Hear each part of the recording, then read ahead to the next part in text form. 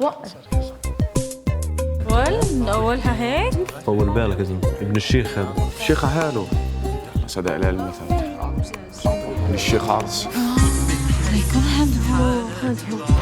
يا زلمه شوي فهمني يا زلمه، شو القصه؟ شكرا راح اسحب، لما ابوي يعرف راح اطلع من الجامعه كلها. يا زلمه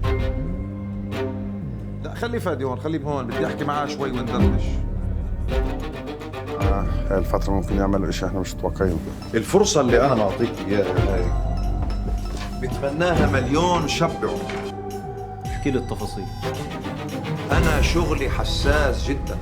سامي بدك تروح بسرعه وتضيعنا كلنا هون، بس انا جاي عليك عشان نحل هذا الموضوع كله. سامي منطق ولا مش منطق؟